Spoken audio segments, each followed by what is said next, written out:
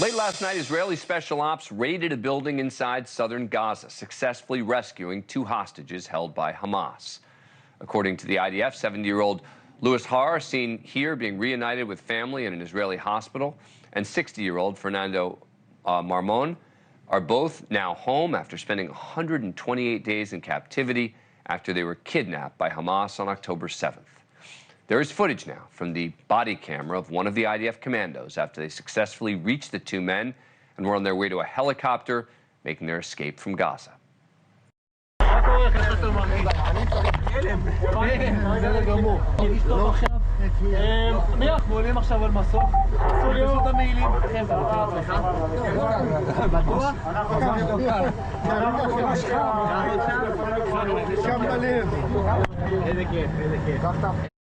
But the job wasn't done yet.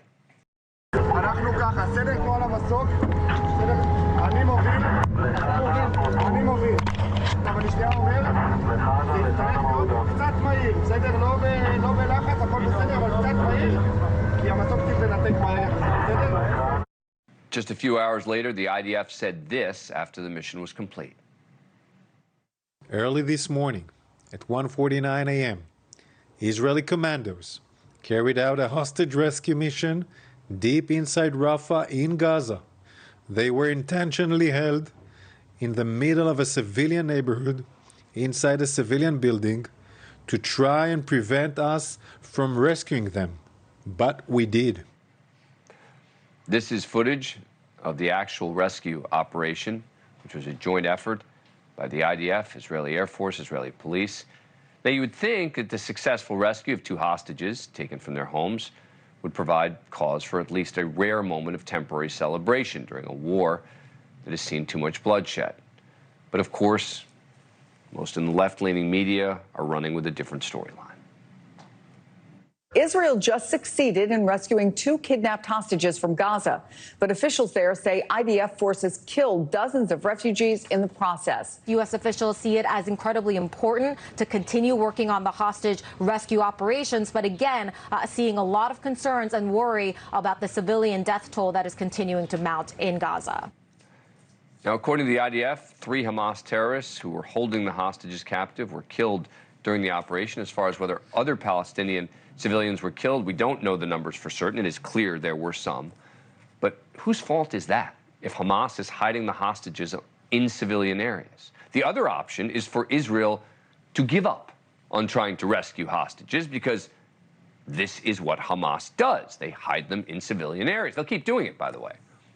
And of course, from the IDF's perspective, this mission validates the decision to go to Rafah, despite the inevitable condemnation from a large portion of the international community.